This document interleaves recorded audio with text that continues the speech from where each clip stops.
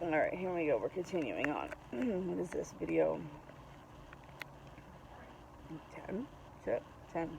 Continuing on with Spokes' narrative, Russell's version 1. On 7/9/93 at about 0655, so what is that? That's 4:55 a.m. in the morning.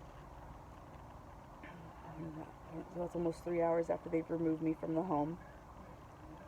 Oops, excuse me. I just had something before I started this. Excuse me. There's air choked too fast. Mr. Peterson signed a standard Sedona Police Department consent to search form, giving us the permission to search his residence of 530 Coffee Pot Drive, Sedona, Arizona. Prior to signing this consent to search form, Mr. Peterson was provided with access to a telephone in order to call an attorney, as he requested. Mr. Peterson chose not to call an attorney but called his father. Why would he call his father instead of an attorney? Yeah, a lot of people would do that. I know personally, I wouldn't call my father. He wouldn't do a damn thing. I would call my attorney. I mean, I'm kind of lucky I went to high school with her, but still. He called his father because his father, here it's like, bear with me. Don't think I'm crazy, which is why my Aunt Wendy couldn't get anybody to like look into this 20 years ago. He thought she was fucking insane.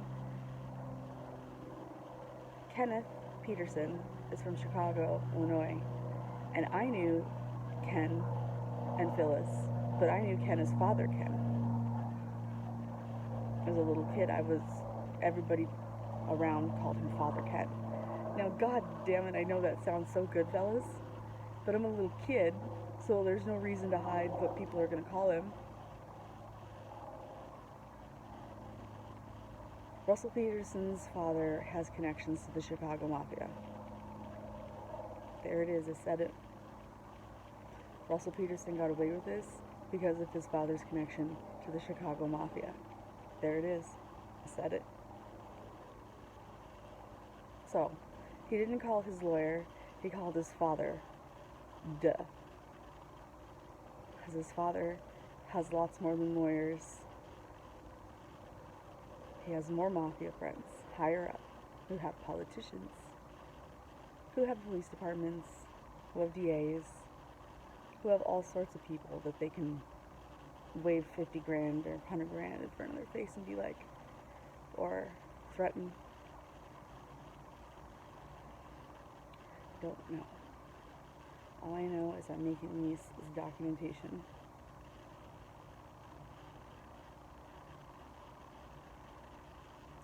If anything happens to me, it wasn't an accident. I said that too out loud. There we go. I may be just exaggerating, but I'm really not, because I know what I remember as a kid. And this just screams like... Anyway, he called his father instead of an attorney. And a Ted, friend/employer, instead. I don't know who a Ted is. I don't remember a Ted. It should be noted that Mr. Peterson was also provided with a telephone book for both Sedona and Police metropolitan area. He was not limited to the amount of duration of the telephone calls. Mr. Peterson was allowed to use the telephone in private. On 7/9/93 at about 08:05, so what is that, 6:05 a.m., Mr. Peterson accompanied me back to the residence of 530 Coffee Pot Drive, Sedona, Arizona. Upon arriving at the residence, I requested that Mr. Peterson provide me with the clothing that he was wearing. I advised Mr. Peterson that his clothing would be processed by the DPS Crime Lab for trace evidence. Mr. Peterson agreed to give me his clothing. Mr. Peterson changed clothes and was transferred back to the Sedona Police Department by Officer Brooks. Myself and Investigator Saburo began to process the residence for evidence. I first photographed the interior and exterior of the residence. After photographing the residence, so that's where the rolls of tape the tape do come into play. Okay, I photographed the interior and exterior of the residence. After photographing the residence, I began to collect various items of evidence from the living room. I collected the curtain with, it's like choppy, the curtain with a bullet hole in them, sections of drywall from the area between the window and the front door with an entry hole from the outside residence. I collected a bullet jacket that was embedded in the exterior of the wall between the front door and the window. I also collected various wood fragments that were found on the front stoop and wall. The exit hole was also photographed. So they've got lots of photographic evidence of the crime scene. Love to see that. From the master bedroom, I collected a small piece of yellow chain with a clasp by the door. That was her necklace. The remaining pieces of the chain and additional jewelry was collected from alongside and attached to the victim. It's because he broke her necklace when he grabbed at her and got the gun right here. Why would she break her own necklace if she was... Just screams. Pictures don't lie. Pictures tell a story. I want to see these crime scene pictures. Okay, so yes, we know. I've already known about the broken necklace, and we've known that if she killed herself, the odds of her breaking her own necklace are like slim to none. Additional jewelry was collected from alongside and attached to the victim. I also collected various lead bullet fragments from the towel on top of the TV, which the TV was kitty corner. So if you're walking into their bedroom, the closet was right there. Like you walk in, you know, the door swings in, and the closet's like right there behind the door, and there's a TV alongside the window. So, you know, right there.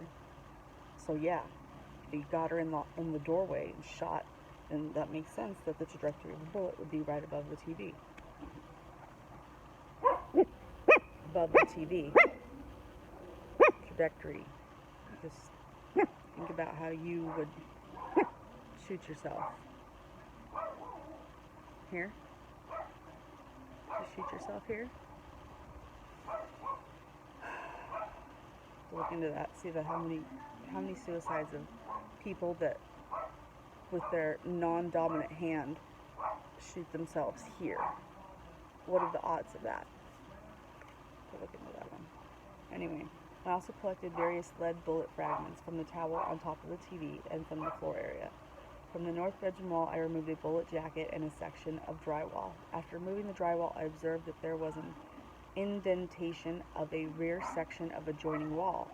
In checking the insulation, I was unable to recover additional bullet fragments. It should be noted that attached to the bullet jacket that was removed in the bedroom wall, there were various long strands of hair.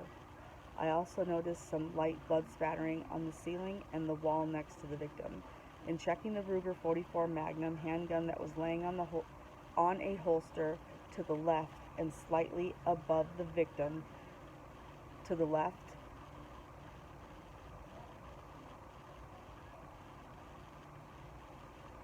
and above the victim, I noticed that the cylinder containing 4 loaded cartridges and 2 fired cartridge cases. The revolver cylinder rotates in a counterclockwise manner, and the fired cases were located in the 12 o'clock and the 11 o'clock positions. The revolver serial number redacted and holster were taken into evidence. Also taken into evidence were various framed pictures with trace amounts of evidence. In checking the victim's body, I observed an entry wound with gunpowder burns along the left side of the victim's neck and an exit wound, and observed on the back, exit wound was here, the back of the neck, and observed that the victim was wearing a green nightshirt with a tear on the front and a pair of red underpants. The victim's red framed glasses were lying on the ground to the right of the victim's and entangled in her hair. No additional trauma was observed to the front or the back of the body. The victim was transported to Maricopa County Medical Examiner's Office by Westcott Mortuary at the request of the Yavapai County Medical Examiner. It should be noted that prior to leaving the residence, the doors were secured and a front door key was taken, later released to Phyllis Peterson. So they gave the key to the crime scene to his family. Also, suspect. Interesting. They search it once. Is that standard? I'm gonna cut it there. There's still more. The dogs are going off. There's still another 1, 2, 3 more pages of Russell's and Spokes' original account of this particular. I would like to just bust through this one report today, so we'll see how far I can get.